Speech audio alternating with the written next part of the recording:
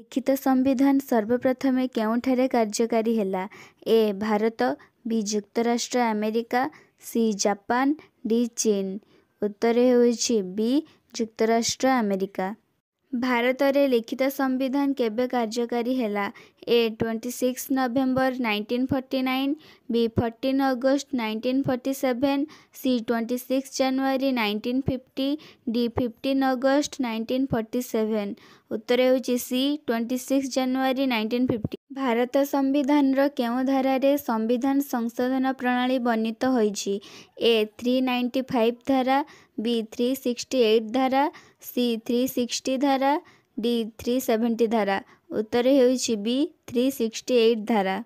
भारतीय जातीय कांग्रेस केबे सृष्टि हैला? A 1861, B 1885, C 1892, D 1858। उत्तर होइछि बी 1885। काहांक उद्यम रे भारतीय जातीय कांग्रेस सृष्टि हैला?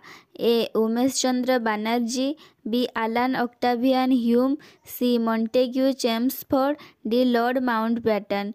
उत्तर होइछि बी आलान ऑक्टावियन ह्यूम।